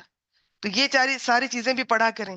میں مرد حضرات سے کہنا چاہوں گی یہ چیزیں بھی پڑھ کے پھر دوسری شادی کی خواہش کیا کریں. آپ سے تو ایک بیوی نہیں ہینڈل ہوگی، اور آج کی ہم عورتیں تو ویسے ہی اتنی بھاری پڑتی ہیں مردوں پہ، ہم اپنے حقوق سے زیادہ لے رہی ہیں مردوں سے. اچھا چلیں اس ٹاپک کو میں یہیں چھوڑتی ہوں. تو ادروائز اسلام کی سب باتیں اب وہ 40 سے 4 پہ آئے ہیں، اور جو 4 ہیں بالکل کہ اللہ نے اجازت دی ہے. اب یہ چیز مردوں کو ویسے ہی خوش رکھتی ہے کہ ہاں جی اجازت ہے، تو آپ غلط کاری نہ کریں، بد کاریاں نہ کریں، آپ نکاح کر لیں. لیکن ہم آج اللہ تعالیٰ ہم عورتوں کو ہدایت دیں، ہم کہتی ہیں نکاح نہ کریں، باقی جو کرنا ہے کر لیں، تاکہ وہ نکاح کر لیا تو خاندان والے کیا کہیں گے، میری ناک کٹ جائے گی، پھر اس عورت سے بچے ہوں گے تو حصے میرے بچوں کے کم پڑ جائیں گے. اللہ تعالیٰ ہمیں ہدایت دیں، ہمیں صحیح راہ پہ چلنے کی توفیق دیں. اور بعض دفعہ شوہر کا حق بھی ہوتا ہے، فرض کریں آپ میں مجھ میں کوئی اگر میڈیکلی کوئی ایشو ہے تو شوہر بالکل دوسری شادی کر سکتا ہے، ویسے بھی کر سکتا ہے، اجازت کی ضرورت نہیں ہے، میں آپ کو بتا دوں. لیکن ہم اتنا واویلا مچاتی ہیں، ذرا سا پتا چلے کہ دوسری شادی کرنے جا رہا ہے، اتنا واویلا مچاتی ہیں. اور کبھی اس کی جگہ ہو کے بھی تو سوچیں اس شوہر کی جگہ. تو ٹھیک ہے، دیکھیں ہم عورتیں اور طرح کی ہوتی ہیں. اگر ہمیں پتا چلے کہ ہمارے ہسبینڈ میں کوئی ایشو ہے، عورتوں میں اللہ نے بڑی محبت اور بڑی وفا رکھی ہے، ہم بچے کی قربانی دے دیتی، کوئی بات نہیں ہے، نہیں ہے بچہ کوئی نہیں، میں آپ کے ساتھ ساری زندگی گزار لوں گی. ہم عورتوں میں یہ چیز بہت زیادہ ہے، قربانی بھی ہے، محبت بھی ہے. بعض عورتیں اس چیز سے بہت بالا تر ہوتی ہیں کہ جو شوہر ہے میرا صرف بچے پیدا کرنے کے لیے تو نہیں ہے، پورا ایک انسان ہے، ایک وجود ہے، ایک روح ہے. اگر وہ اچھا ہے، آپ کا خیال کرتا ہے، عزت دیتا ہے تو ٹھیک ہے، نہیں ہے قسمت میں بچے کوئی بات نہیں. ایک حضرت عائشہ کی بھی اولاد نہیں تھی، کیا وہ ڈپریشن میں چلی گئی تھی؟ دین کا جتنا کام انہوں نے کیا ہے. تو یہ تو سوچنے کا انداز ہے نا. تو یہ ہم خواتین، اب یہ دونوں پہلو ہیں، مرد بھی زیادتی کرتے ہیں، خواتین بھی زیادتی کرتی ہیں، تو صحیح علم حاصل کیجئے. بس اتنا ہی کہوں گی. اب اپنے ٹاپک پہ واپس آتی ہوں. تو یہ عورتوں کی بے حرمتی کرتے تھے، उन जंगों में। अब मैं पढ़ती जाती हूँ, सारी हिस्ट्री आपको खुद ही पता चल जाएगी कि ये अरब में क्या होता था। खेती बाड़ी, अच्छा, जमीन में फसाद, खेती बाड़ी और जानवरों की तबाहकारी। लेकिन इस्लाम ने आके जंग के मतलब को मुकम्मल तौर पे बदल दिया। आप देखिएगा इस्लाम के आने के बाद क्या एहसान किए हैं इस्लाम ने इंसानियत पे, औरतों पे, बच्चों पे, दरख्तों पे, जानवरों पे, पूरी इंसानियत पे, पूरी जमीन पे, पूरी दुनिया पे इस्लाम के एहसानात है। और हम कहते हैं, हमारी आज की जनरेशन पूछती है कि उनको ये, उनसे ये सवाल मीडिया पे गैर मुस्लिम पूछते हैं, बल्कि अपने भी मुसलमान आजकल, अल्लाह उन्हें हिदायत दे, 4 शादियां क्यों हैं? औरतों को एहसास दिलाया जाता है तुम्हारे साथ अच्छा सलूक नहीं हो रहा है, तुम्हें आधा हिस्सा मिलता है, तुम्हारी गवाही आधी है, और इससे बच्चों के जेहन में डाला जाता है। हजरत आयशा की एज के बारे में मिस गाइड किया जाता है, गलत तरीके से इस्लाम को पोर्ट्रे किया जाता है। ये 4 शादियों को लेके देख लें। फिर ये इस्लाम जंग के, तलवार के जोर पे फैला है। तो ये आज का पेज, ये वाला जरा मेरे साथ पढ़िएगा। चुनांचे उसने जंग को मजलूमीन की मदद, जालिमों की सरकोबी, जमीन पर अमनो अमान फैलाने, अदल कायम करने, कमजोरों को ताकतवरों के चंगल से छुड़ाने, बंदों को बंदों की इबादत से निकाल कर इंसानों की गुलामी खत्म की है इस्लाम ने, अल्लाह की इबादत की तरफ लगाने और बातिल अदियान के जुल्म से इस्लाम के अदल की तरफ लाने का जरिया बनाया। कोई जंग उठ के इस तरह नहीं करने चले गए पढ़ो कलमा, ऐसा नहीं है। वहां पे जंग तभी करनी जब फसाद होता है जमीन में। तो अब देख लीजिए कहाँ कहाँ किस किस तरह से फसाद की कई अकसाम होती है। अरबों की आदत नहीं थी कि किसी के सामने सर झुकाए। ये तो आपने अबू जहल का, पता नहीं इस बुक में हमने पढ़ा था या किसी और जगह पर था, इसी बुक में मेरे वक्त जलियात नबूवत में जब उसे कत्ल किया था, तो कहता था कि मेरे सर को इस तरह कत्ल करो कि गर्दन को नीचे से काटो, मेरा सर और ऊंचा लगे। ये हाल था इन लोगों का। ख्वाह जंग कितनी ही तूल पकड़ जाए, एक, जी, कितनी ही तूल पकड़ जाए और कीमत भी कितनी जबरदस्त चुकानी पड़े, ये हटते नहीं थे पीछे। चुनांचे बकर और तगलब के दरमियान जंगे बसूस थी, ये 40 साल तक चलती रही। ठीक है। और फरीकैन के, दोनों फरीकों के 70,000 आदमी मारे गए, मगर किसी ने दूसरे के सामने सर नहीं झुकाया। जंग जारी रखना और दुश्मन के सामने कभी सर न झुकाना इस्लाम से पहले ये अरबों की मालूम और मारूफ आदत थी। फिर रसूल पाक सल्लल्लाहु अलैहि वसल्लम आए, दीन इस्लाम लेकर आए, तो अरब ने आपका भी उसी उस्लूब से सामना किया और आपको भी मैदान जंग तक घसीट लाए। लेकिन आपने एक दूसरे ही उस्लूब से उनका सामना किया जो निहायत हकीमाना था। यहां तक के ये सारा आप मेरे साथ पढ़ें, मैं इंशाल्लाह ताला पीडीएफ भी शेयर करूंगी, आप दोबारा पढ़ें, आप अपने बच्चों को भी पढ़ाएं। कुछ पेजेस नोट कर लिया करें कि ये आपने बताने हैं, जिसमें आपके सवालों के जवाब जो बच्चे के जहन में उठ रहे हैं। बच्चों को सवाल करने से कभी ना रोका कीजिए, इल्म हासिल कीजिए और बच्चों को उनके जवाब दीजिए, यहाँ तक कि उनका मुल्क फतह करने से पहले पहले ही उनके दिल जीत लिए। आपके गजवात में काम आने वालों की तादाद और उन गजवात का नताइज का तकाबुल जब जाहिलियत में पेश आने वाली जंगों के नताइज से किया जाए तो अजीबो गरीब बात सामने आती है। आपके गजवात और जंगों में कत्ल होने वाले सारे मुसलमान मुशरिकीन और यहूदो नसारा की तादाद मजमूई तौर पर कमोबेश 1,000 बनती है। पीछे आपने देखा कितने हजारों मर जाते थे एक जंग के पीछे। और इन गजवात में जो मुद्दत सरफ हुई, 8 साल से ज्यादा नहीं लगे थे, मगर इतने थोड़े अरसे में और इतना मामूली खून बहाकर एज कंपेयर टू ये जो पास्ट में होता रहा है, आपने तकरीबन पूरे जजीरा अरब को अपना ताबे फरमान बना लिया और उसके अतराफ और इकनाफ में अमनो अमान का दौर दौरा हो गया। ठीक है, क्या तुम समझते हो कि ये तलवार की कुव्वत से मुमकिन है?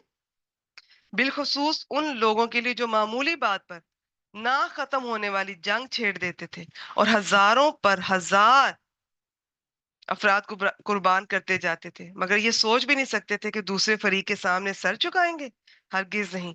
बल्कि आप सल्लल्लाहु अलैहि वसल्लम ने जो कुछ पेश फरमाया वो नबूवत थी, वो रहमत थी, वो रिसालत थी, वो हिकमत थी, वो दावत थी, वो मौजज़ा था और अल्लाह का फजल था और उसकी नेमत खास थी। बेशक اب ہم آگے، اب 9 ہجری میں حضرت ابو بکر صدیق رضی اللہ تعالیٰ عنہ کا حج. اب ہم یہاں پر پہنچ گئے. عرب سمجھتے تھے کہ وہ دین ابراہیم پر ہے، اور اس دین کا جو بھی شعار اب تک انہوں نے قائم رکھا تھا، اس میں حج ایک مین تھا. باقی سب چیزیں یا تو انہوں نے چھوڑ دی تھی یا بدل دی تھی. اس میں بھی بہت بدعتیں شامل کر لی تھی، لیکن یہ ابھی بھی چل رہا تھا. یہ بیت اللہ شریف کا حج تھا، چنانچہ وہ ہر سال حج کا زبردست اہتمام کرتے تھے. اس میں انہوں نے بہت تبدیلیاں کر کے کئی بدعتیں بھی شامل کر لی تھی. جب رسول پاک صلی اللہ علیہ وآلہ وسلم نے 8 ہجری میں مکہ فتح کیا اور حضرت عطا بن اسید رضی اللہ تعالیٰ عنہ کو اس کا امیر مقرر کیا، تو اسی سال ان کی امارت میں مسلمان اور مشرکین سب نے حج کیا. یہ آخری حج تھا جسے اس طرح سب نے کیا تھا. اس کے بعد مشرکین پہ پابندی ہو جائے گی. دیکھتے ہیں کیسے.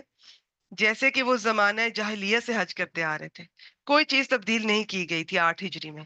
لیکن اگلے سال 9 ہجری کا حج آیا تو رسول اللہ صلی اللہ علیہ وآلہ وسلم نے حضرت ابو بکر صدیق رضی اللہ تعالیٰ عنہ کو حج کا امیر بنا کر بھیجا، کیونکہ اس سے اگلے سال ہمارے پیارے رسول صلی اللہ علیہ وآلہ وسلم حج کرنے آنے والے ہیں، کہ وہی لوگوں کو حج کرائیں. وہ ذیقعد 9 ہجری کے اواخر میں 300 اہل مدینہ کے ساتھ روانہ ہوئے. ان کے ساتھ قربانی کے لیے رسول اللہ صلی اللہ علیہ وآلہ وسلم کے 20 اور اپنے 5 اونٹ تھے. ٹھیک ہے. اس کے بعد سورہ برات، سورہ توبہ کی ابتدائی آیات نازل ہوئیں، جن میں ان تمام مشرکین سے عہد توڑنے کا حکم تھا جنہوں نے اپنے عہد کی پاسداری نہیں کی تھی. جو یہ پڑھ چکی ہیں یا پڑھیں گی انشاءاللہ تعالیٰ، آپ دیکھیں گے مکہ کے مدینہ کے جتنے بھی ان کے سراؤنڈنگ میں قبائل کے ساتھ جو بھی عہد تھا، اور بعد میں جن قبائل نے وہ بد عہدی کی، وہ آپ نے وہ پورا واقعہ ہم پڑھ کے آئے ہیں. بنو بکر اور بنو خزاع مسلمانوں کے ساتھ تھے، بنو بکر قریش کے ساتھ تھے، اور انہوں نے کس طرح بنو خزاع کے لوگوں کے ساتھ خون ریزی کی اور انہیں مارتے مارتے یہ خانہ کعبہ تک لے آئے تھے. کتنا برا واقعہ تھا، کتنا افسوسناک واقعہ تھا. تو یہ اس میں خاص طور پہ وہ اور بھی شامل تھے. ٹھیک ہے. تو اللہ تعالیٰ نے اب یہ فائنل تھا جس میں بالکل الٹیمیٹم دے دیا گیا تھا. بس 4 مہینے کا نوٹس تھا، 4 مہینے کی مہلت دی گئی تھی کہ اس دوران میں یہ چاہیں زمین میں گھوم لیں تاکہ انہیں معلوم ہو جائے کہ وہ اللہ کو بے بس نہیں کر سکتے، اور اللہ کافروں کو رسوا کر کے رہے گا. البتہ جو مشرکین اپنے عہد پہ قائم تھے انہوں نے اسے توڑا نہیں تھا اور مسلمانوں کے خلاف کسی اور دوسرے کی مدد نہیں کی تھی. تو یہ ان کے لیے حکم تھا کہ ان کے ساتھ جو آپ کے عہد کی مدت ہے وہ پوری کریں. لیکن جنہوں نے توڑا تھا ان کو یہ الٹیمیٹم مل گیا تھا، 4 مہینے کا نوٹس تھا. اور یہ ساری تفصیلات انشاءاللہ تعالیٰ ہم سورہ توبہ میں بہت تفصیل سے دیکھیں گے کہ کیا تھا، پھر اس میں کس طرح سے مشرکین کے لیے کیا تھا اور اہل کتاب کے لیے کیا تھا، اس میں کن کو کیا حکم تھا کہ آپ یہ بات مان لیں ٹھیک ہے، ورنہ پھر. اور یہ فائنل تھا.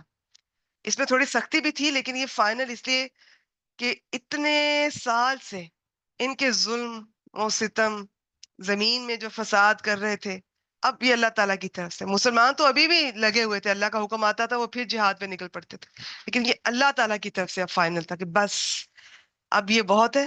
تو اب یہ اس طرح سے 4 ماہ کے نوٹس میں اب یا تو یہ کریں نہیں تو پھر یہ کریں. اس طرح سے یہ ہم انشاءاللہ تعالیٰ پھر دیکھیں گے. یہ آیات نبی کریم صلی اللہ علیہ وسلم نے حضرت علی رضی اللہ تعالیٰ عنہ کو دے کر بھیجی. وہ پیچھے سے حج اکبر کے دن انہیں لوگوں تک کہ وہ پہنچا دیں. ٹھیک ہے. وہ پیچھے سے گئے ہیں اور انہوں نے حضرت ابو بکر سے ملے ہیں، اور یہ آپ صلی اللہ علیہ وسلم نے فرمایا کہ میری طرف سے میرا ہی آدمی اعلان کرے گا. تو یہ پیچھے سے حضرت علی نکلے ہیں، یہ حضرت ابو بکر سے ملے ہیں. حضرت ابو بکر نے، اچھا یہ بات دیکھیے گا، تو جب وہ ملے ہیں تو حضرت ابو بکر صدیق نے پوچھا ان سے کہ امیر ہو یا مامور ہو، یعنی کہ آپ گائیڈ کریں گے اب جو جس مقصد کے لیے بھیجے گئے ہیں ہم لوگ، یا میں ہی جو پہلے امیر بنا کے بھیجا گیا ہوں میں گائیڈ کروں گا اور آپ فالو کریں گے. تو حضرت علی رضی اللہ تعالیٰ انہوں نے کہا مامور. دیکھیں جب آپ کسی کے ساتھ کوئی چاہے وقتی طور پہ تھوڑا سا دیر کے لیے بھی آپ سفر کرتے ہیں، کوئی کام شروع کرتے ہیں، کوئی کاروبار شروع کرتے ہیں، کوئی آپ دین کا کام شروع کرتے ہیں، کوئی رشتہ شروع کرتے ہیں، تو آپ اس میں اپنے حقوق و فرائض موٹے موٹے مین کم از کم آپ اس میں اپنے ڈیسائیڈ کر لیجئے. اب اس میں کتنا اچھا سوال تھا ان کا. شاید اگر آج کے دور میں ہم سے کوئی پوچھے کہ بھی یہ میں لے کے چلوں گی یہ کام کہ تم لے کے چلو گے، تو ہم تو میرا مائنڈ کریں گے. لیکن وہاں پہ یہ چھوٹی چھوٹی باتیں اس طرح مائنڈ نہیں کی جاتی تھی، کلیئر کی جاتی تھی.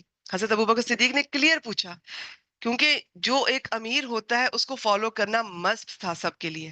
اور امیر ایک ہوتا ہے، دو نہیں، جھگڑا ہوگا. تو ان کو تھا کہ اگر آپ صلی اللہ علیہ وسلم نے ان کو میرے پیچھے بھیجا تو ٹھیک ہے، میں ان کو فالو کروں گا اور سب ان کو فالو کریں گے. لیکن حضرت علی نے بتایا کہ نہیں، میں معمور. تو اب حضرت ابو بکر صدیق، اور جو ایک شخص، ظاہر اللہ نے اور اللہ کے رسول صلی اللہ علیہ وسلم نے جو ذمہ داریاں دی ہیں، مشورہ اپنی جگہ، لیکن اس شخص کی کوئی صلاحیتیں ہوتی ہیں جس کی وجہ سے اسے کوئی ڈیوٹی یا ذمہ داری دی جاتی ہے. اس کے ذہن میں بہت کچھ چل رہا ہوتا ہے اس وقت. ایک چھوٹے سے ادارے کا بھی جو لے کر چلنے والا، جو کوئی بھی آپ کہہ لیں اس کے اوپر جو ہوتا ہے، اس کے بھی ذہن میں بہت کچھ چل رہا ہوتا ہے. تو اب اس طرح سے اگر دو لوگ سیم عہدے پر ہوں تو وہ جھگڑے کریٹ ہوتے ہیں. اس سے کلیئرٹی نہیں ہوتی، پھر نیچے کام کرنے والوں کو نہیں پتا ہوتا کس کی سنے کس کی مانے.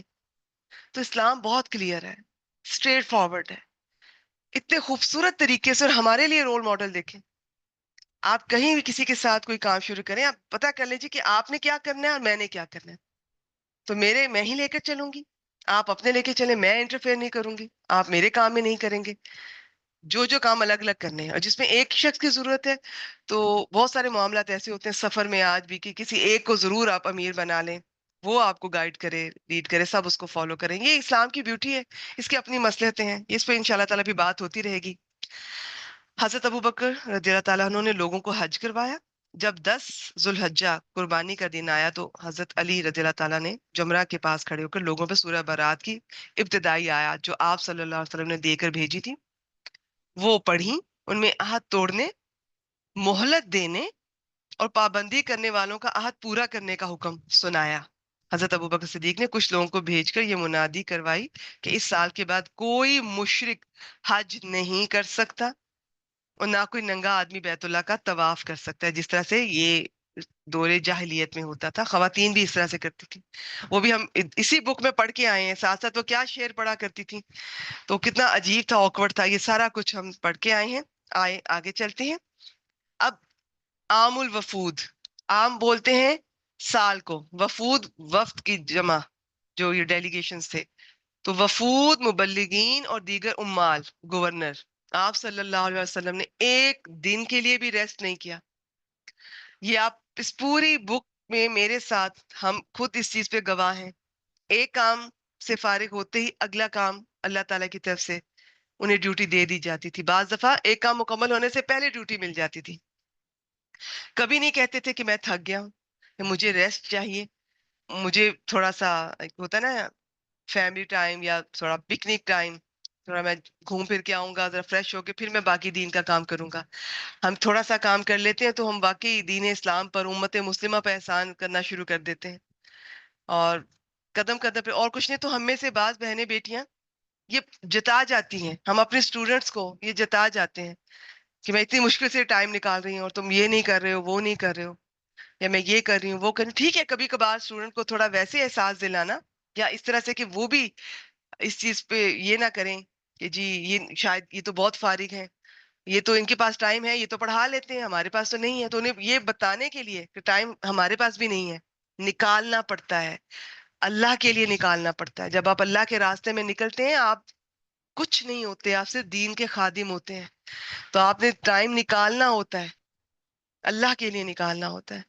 تو دوسروں کو تھوڑا سا احساس دلانے کے لیے پھر یہ بھی بتانا ہوتا ہے اپنے اسٹوڈنٹس کو کہ اگر ہم نکال رہے ہیں اس طرح تو آپ بھی کوشش کریں، کوئی ناممکن نہیں ہے، آپ بھی کر سکتے ہیں. لیکن جتانا ایک اور چیز ہوتی ہے، ان کو بار بار ڈانٹ دینا، وارننگ، تھریٹس نہیں. کہیں آپ صلی اللہ علیہ وسلم آپ کو ایسا کہتے یا کرتے دکھائی دیے؟ ادھر سفر سے آتے تھے اور ادھر ہی عام طور پہ فوراً کسی نہ کسی کام میں بزی ہو جاتے تھے. کیا انہیں نہیں تھکاوٹ ہوتی تھی؟ سب کچھ ہوتا تھا جس طرح انسانوں کے سب جذبات ہیں. بیچ میں بیٹیوں کو بھی دفنا رہے ہیں اور بیچ میں پھر اللہ کے کام پہ لگ جاتے تھے. ہمارے پاس کیا جواز ہے؟ چھوٹی چھوٹی بات پہ ہم کلاس چھوڑ دیتے ہیں، ہم کورسز چھوڑ دیتے ہیں، چھوٹی چھوٹی بات پہ. تو یہ بک ہم کیوں پڑھ رہے ہیں؟ کہ ہم نے قدم قدم پر ثابت قدمی کی دعا کریں اور خود بھی چھوٹی چھوٹی باتوں سے ڈسہارٹ نہ ہو. فلاں نے مجھے یہ کہہ دیا، اس نے مجھے یہ کہہ دیا. اب بعض دفعہ ہمارے اندر بھی کمی ہوتی ہے. جب نئے نئے دین سے جڑتے ہیں تو شوق اور جذبہ جو ہے وہ ٹھاٹھے مار رہا ہوتا ہے. ادھر سے ہسبینڈ گھر آئے ہیں اور ادھر سے ہم کتابیں کھول کے بیٹھ جاتے ہیں انکانشیسلی. اب آپ یہ دیکھیں, اب پھر ہم کہیں گے کہ جی میرے ہسبینڈ ناراض ہوتے ہیں, وہ کہہ رہے ہیں کہ کیا ہر وقت یہی کام ہو رہا ہے, ہر وقت یہی قرآن قرآن, یا یہ اسٹوڈنٹس کو آپ پڑھ رہی ہیں پڑھا رہی ہیں, تو جی وہ ناراض ہو رہے ہیں تو میں یہ نہیں کام کنٹینیو کر سکتی. بیٹی آپ کی نادانی کی وجہ سے پہلے تو آپ کے ہسبینڈ کو تکلیف پہنچی, پھر آپ کو تکلیف پہنچی, پھر آپ جو دین کا کام کر رہی تھی, دین کا کام تو نہیں رکتا ہے, دین کو کسی سے نقصان نہیں پہنچتا ہے. ایک جائے گا 10 آئیں گے, یہ میں خود گواہ ہوں اس چیز کی, نقصان ہمارا ہی ہوتا ہے. تو حکمت کی دعا کیا کیجئے. حکمت, کوئی کچھ کہہ دیتا ہے تو آپ دیکھ لیں کہ کون ہے, رشتے دار ہیں, محلے والے ہیں, دور کے ہیں, کہتے ہیں کہنے دیں, کچھ نہیں ہوتا, مسکرائیے اور گزر جائیے. صرف ہسبینڈ کو اور بچوں کو ایشو ہے تو نوٹس کیجئے. میں آپ کو بتاتا ہوں, یہ دو لوگ سب سے زیادہ ان کا, پھر آپ دیکھیں کہ آپ تو نہیں غلطی کر رہی, شوہر کا ٹائم ہے, وہ گھر آئے ہیں, آپ پڑھ رہی ہیں, آپ کلاس لے رہی ہیں, آپ نے اس ٹائم پہ کیوں کلاس رکھی ہے؟ آپ جب شوہر سو رہے ہیں, آپ صبح کے ٹائم اپنا پڑھ سکتی ہیں, آپ پڑھا سکتی ہیں. وہ جاب پہ ہیں, آپ بہت کام کر سکتی ہیں. اب تھوڑی سی قربانی تو دینی پڑے گی نا. جہاں پہلے ہم ٹی وی دیکھتے تھے, سوشل میڈیا پہ ہوتے تھے, وہاں آپ پڑھ لیں, پڑھا لیں.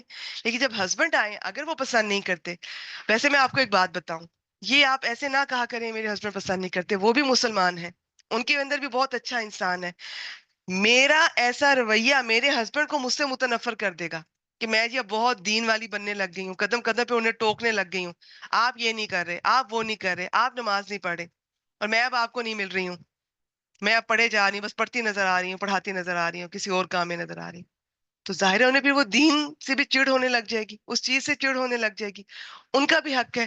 آپ سمجھداری سے پہلے ان کی عدم موجودگی میں, ان کی اجازت سے, ان کو پتہ ہی ہوگا, کوئی نہیں روکتے ہیں, آپ ان کی وہ جاب پہ ہیں, آپ پیچھے سے پڑھ لیں, پڑھا لیں. آن لائن تو کوئی بھی نہیں منع کرتے ہیں, نہ کوئی خرچہ آ رہا ہے, نہ کوئی کرایہ آ رہا ہے, نہ کوئی ایشو کے باہر جا رہی ہیں, پیچھے سے گھر کون دیکھے گا, بچے کون دیکھے گا, تو گھر میں ہی سب کچھ ہو رہا ہے. بہت سارے ہسبینڈ خوش ہوتے ہیں, میں نے تو بہت دیکھے ہیں, خود سنے ہیں, وہ بھی اپنی بیویوں سے میرے سامنے کہتے ہیں کہ تم بھی آن لائن کیوں نہیں کر لیتی. سب وہ اپریشیٹ کریں گے, ڈیپینڈ آپ پہ کرتا ہے آپ کیسے لے کے چلتی ہیں. پھر جب آپ لے کے چلیں گی آہستہ آہستہ, ان کو بھی اپنے رنگ میں, اللہ کے رنگ میں جب آپ ڈھال لیں گی, تو وہ بھی آپ کے رنگ میں آ جائیں گے انشاء اللہ تعالی. بجائے کہ آپ کا اتنا ایکسٹریمسٹ رویہ ہو کہ وہ بھی اس سے متنفر ہو جائیں اور دوبارہ کبھی آنے کی طرف وہ رجوع. آپ کے سامنے تو ویسے ہی کہ ایک دفعہ میں کہہ چکا ہوں کہ مجھے چڑ ہے اس چیز سے, اور تم غلط کر رہی ہو, اور گھر کو یہ اور وہ توجہ نہیں دے رہی ہو, تو وہ دوبارہ اپنی زبان سے لفظ ادا کرنے کے بعد بھی بےچارے بعض دفعہ اس چیز کی طرف آ نہیں پا رہے ہوتے.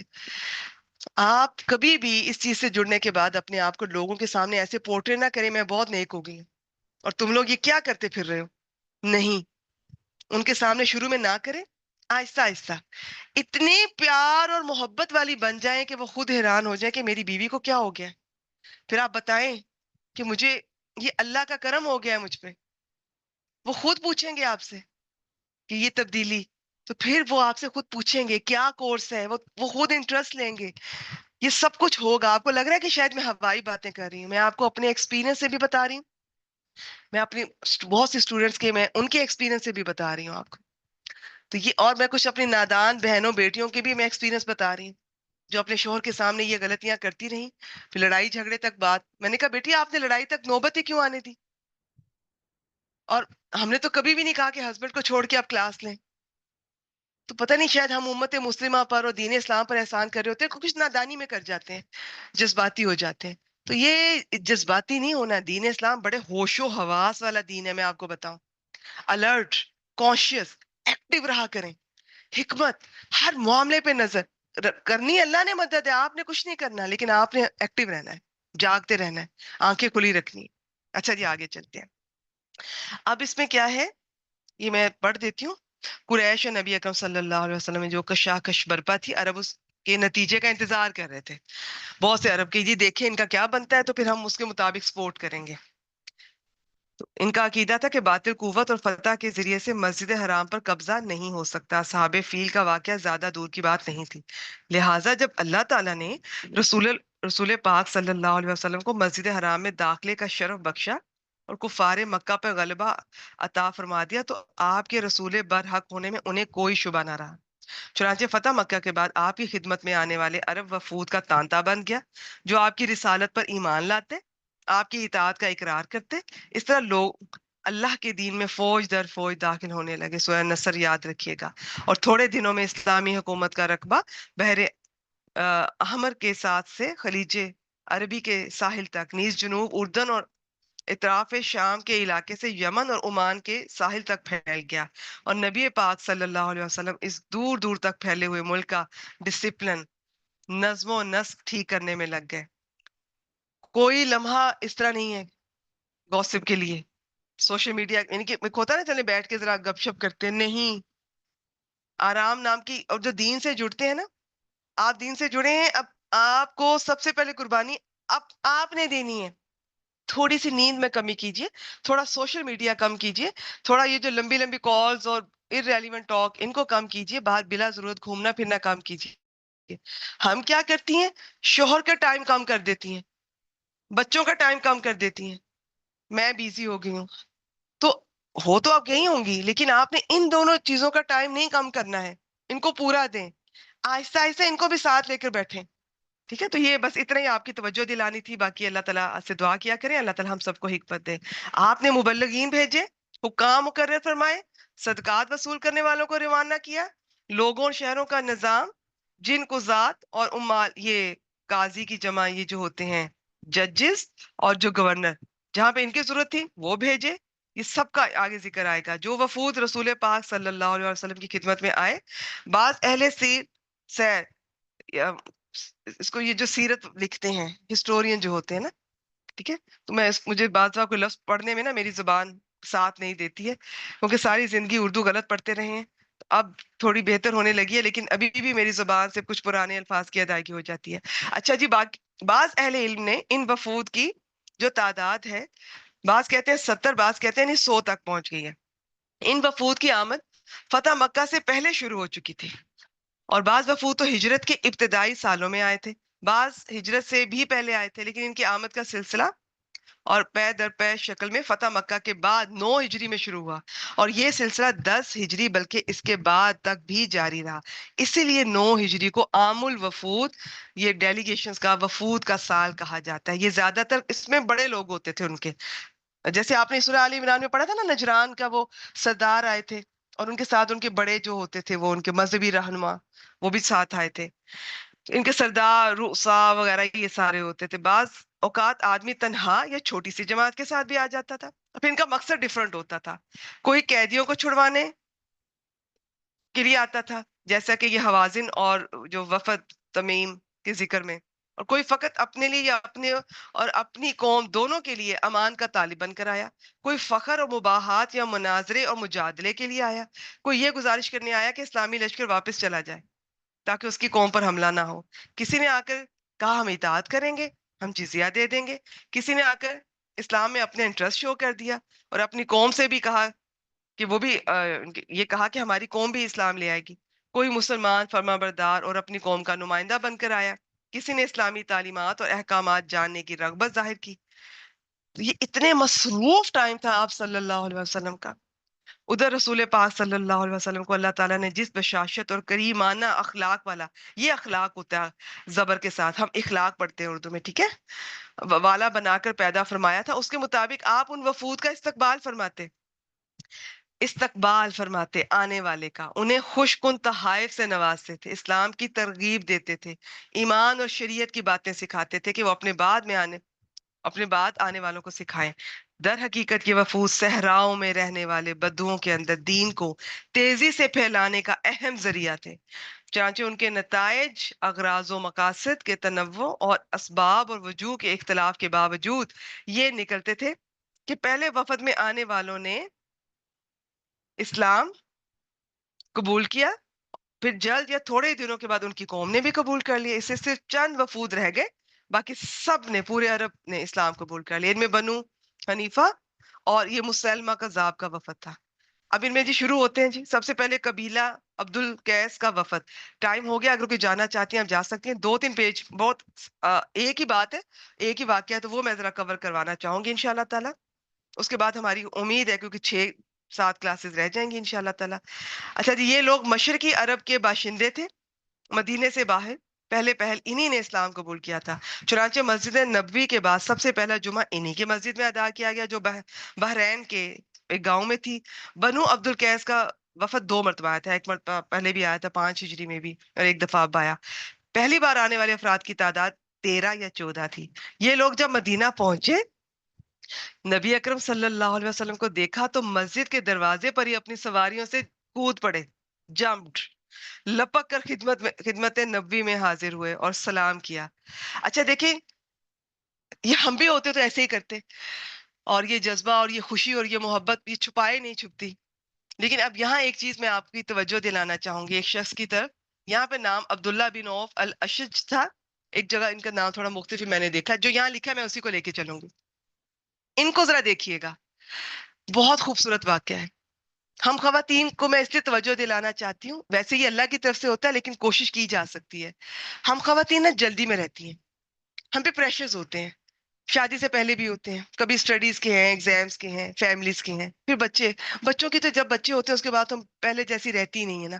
سوتے میں بھی بچے, ان کی فکر ہوتی ہے, بچے نے کھایا کہ نہیں کھایا, بچہ بیمار ہے تو ویسے ہی ماں خود بیمار ہو جاتی ہے, پریشان, بھاگے پھر رہی ہوتی ہیں, تیز چلنے لگ جاتی ہیں, بلڈ پریشر ہو جاتا ہے. تو ایک جو وقار ہوتا ہے نا ایک اسلام میں, ایک مسلمان کا, مومن کا, وہ تسلی سے بات کرنا, تسلی سے اطمینان سے چلنا, اطمینان سے معاملات کرنا, وہ ہم خواتین کھو دیتی ہیں. تو لیکن کوئی بات نہیں, وہ ایک فیز آتا ہے. جیسے تھوڑے سے بچے بڑے ہوں, آپ یہ چیز کو ذہن میں اب آپ نے رکھنا ہے, اور اس میں نماز بڑی مدد کرے گی. نماز کو ٹھہر ٹھہر کے پڑھیں گی نا, ادا کریں گی نا, اور آہستہ آہستہ بولے. میں بہت تیز بولا کرتی تھی, قرآن مجید سے جڑی ہوں تو تھوڑا فرق پڑنا شروع ہوا ہے, اور جب پڑھانے لگی ہوں تب بہت غور کیا, پھر سیرہ پڑھی اور غور کیا کہ آپ صلی اللہ علیہ وسلم کس طرح ٹھہر ٹھہر کے بولا کرتے تھے, ایک لفظ کو 3 بار, کہ سب سمجھ لیں. تو ابھی بھی مجھے بہت محنت کرنی پڑتی ہے, یہ میری طبیعت میں نہیں, میں تیز بولتی, تیز چلتی, تیز کام کرتی. لیکن یہ واقعات جو ہیں ان کو آپ زندگی میں شامل کیجیے. ایک جو وقار ہوتا ہے نا, وہ عمر کے ساتھ اسپیشلی, حالانکہ یہ ینگ ہے, میں بتا دوں اس پورے وفد میں یہ سب سے ینگ تھے. تو پہلے میرا واقعہ پڑھ لیتے, باقی آپ سمجھ گئے ہیں کہ میں کیا کہہ رہی ہوں. یہ عمر میں سب سے چھوٹے تھے. انہوں نے سواریوں, اب سب نے سواریوں سے اترے, جمپ کیا, بھاگ گئے. یہ بھی سامنے تھے, ذرا دور ہی تھے, لیکن انہوں نے ان سواریوں کو کنٹرول کیا, وہاں پہ رکے, انہیں بٹھایا, سامان اکٹھا کیا, 2 سفید کپڑے نکالے, انہیں پہنے, پھر اطمینان سے چل کر آئے اور نبی اکرم صلی اللہ علیہ وسلم کو سلام کیا. اور ہمارے پیارے رسول صلی اللہ علیہ وسلم کو ان کی یہ ادا اتنی پسند آئی کہ آپ نے فرمایا, تم میں 2 خصلتیں ایسی ہیں جنہیں اللہ تعالیٰ پسند کرتا ہے, الحلم, الانات. یہاں دور اندیشی بردباری لکھا, حلم ہوتا ہے بردباری, برداشت, اور انات یعنی کہ یہ تحمل, یہ ٹھہراؤ, بردباری اور ٹھہراؤ, تحمل اور ٹھہراؤ, ٹھہر ٹھہر کے بات کرنا, ٹھہر ٹھہر کے. تو اب دیکھیں حکمت, اب یہ نہیں کہ بچہ رو رہا ہے اور آپ باوقار ہو کے چل رہی ہیں, ہسبینڈ کو کسی چیز کی ضرورت ہے, آفس سے لیٹ ہو رہے ہیں, آپ باوقار ہو رہی نہیں. حکمت سے کام لیا کریں تھوڑا سا, لیکن آہستہ آہستہ اس چیز پہ کنٹرول کریں گے انشاءاللہ تعالیٰ. آپ کو پھر یہ بھی پتا ہوگا کہ ہسبینڈ کو اس وقت کس چیز کی ضرورت ہے, وہ پہلے سے ہی موجود رہے گی, تو آپ بھی باوقار ہی بن کے گھر پہ رہیں گی انشاءاللہ تعالیٰ. تو میں بتا دوں, یہ ہم خواتین کی جو جلدی ہوتی ہے نا, بعض دفعہ یہ بلڈ پریشر کا باعث بنتی ہے. ہم خواتین کو پتہ بھی نہیں ہوتا, بہت سی بیماریاں اسی طرح ہمارے ساتھ ہمیں لگ جاتی ہیں.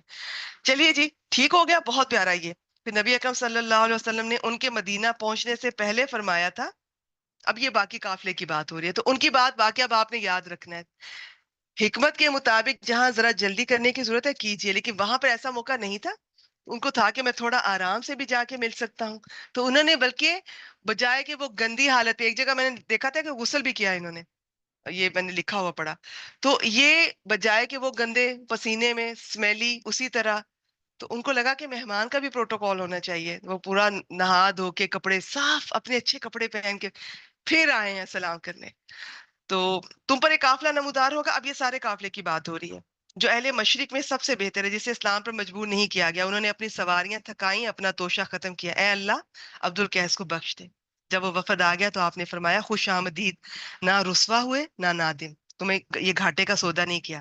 انہوں نے آپ سے ایسی فیصلہ کن بات پوچھی جس پر خود بھی عمل کریں اور ان لوگوں کو بھی باخبر کریں جنہیں پیچھے چھوڑ آئے تھے. آپ نے 4 باتوں کا حکم دیا: لا الہ الا اللہ محمد رسول اللہ کی گواہی دینا، نماز قائم کرنا، زکوٰۃ دینا، رمضان کے روزے رکھنا. چونکہ حج فرض نہیں ہوا تھا اس وقت، اس لیے حکم نہیں تھا. البتہ فرمایا مال غنیمت سے 5واں حصہ ادا کریں.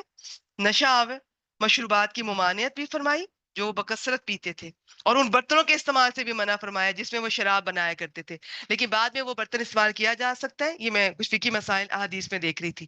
شروع میں اس لیے منع کیا، نیا نیا کوئی بری عادت چھوڑیں، جیسے کوئی سگریٹ ہی چھوڑتا ہے، کوئی ایسی بری عادت آپ چھوڑیں، سوشل میڈیا یا کوئی ایسی چیز، اس کے ذرا سی بھی کوئی آپ کو فیلنگ، کوئی چیز دور سے بھی اس سے ملتی جلتی چیز نظر آئے گی تو آپ کا وہ دل کرے گا دوبارہ سے وہ کرنے کو، وہاں جانے کو، وہ پینے کو. تو اس لیے وہ ابھی شروع میں ابتدائی طور پہ برتن بھی منع کر دیے تھے. دوسری بار 40 آدمی آئے تھے. ابھی اچھا یہ پہلی بار ہم نے وہ پہلی بار والے وفد کی سارا ذکر تھا. دوسری بار 40 آئے جن میں جارود بن اعلیٰ ابدی بھی تھے. یہ نصرانی تھے، یہاں آ کر مسلمان ہو گئے اور ان کا اسلام اچھا رہا. اچھا یہ آپ جانا چاہیں آپ جا سکتی ہیں، بس میں ریکارڈنگ کر لوں گی. یہ ایک حدیث مبارکہ جو میں کروا بھی چکی ہوں، لیکن یہاں پہ ذرا تفصیل سے آئی ہے. ٹھیک ہے؟ تو بہت، اور میں نے جو کروائی بڑی دفعہ میں ذکر کرتی ہوں اس کا، یہ مختصر ہے. یہ ہے جی سعد بن بکر کے رئیس زمام یا دمام بن سالبہ. یہ بادیہ جنگل کے رہنے والے تھے، اکھڑ مزاج تھے، 2 چوٹیاں رکھے ہوئے تھے. مدینہ پہنچے، مسجد نبوی میں اپنی اونٹنی باندھی اور کہا تمہیں ابن عبد المطلب کون ہے؟ لوگوں نے بتایا. آپ صلی اللہ علیہ وسلم کے قریب آئے اور کہا اے محمد صلی اللہ علیہ وسلم، میں آپ سے پوچھوں گا اور پوچھنے میں آپ پر سختی کروں گا، مجھ پر آپ جی میں خفا نہ ہوں. آپ صلی اللہ علیہ وسلم نے فرمایا جو چاہو سو پوچھ لو. انہوں نے کہا ہمارے پاس آپ کا قاصد آیا، اس نے بتایا آپ کہتے ہیں کہ آپ اللہ کے رسول ہیں. آپ نے فرمایا اس نے سچ کہا. انہوں نے پوچھا اچھا تو آسمان کس نے پیدا کیے؟ آپ نے فرمایا اللہ نے. انہوں نے کہا اچھا تو زمین کس نے پیدا کی؟ آپ نے فرمایا اللہ نے. انہوں نے کہا اچھا یہ پہاڑ کس نے نصب کیے؟ اس میں جو کچھ بنایا کس نے بنایا؟ آپ نے فرمایا اللہ نے. انہوں نے کہا تو اس ذات کی قسم جس نے آسمان پیدا کیے، زمین پیدا کی اور ان پہاڑوں کو نصب کیا، کہ اللہ نے آپ کو رسول بنایا؟ آپ صلی اللہ علیہ وسلم نے فرمایا ہاں.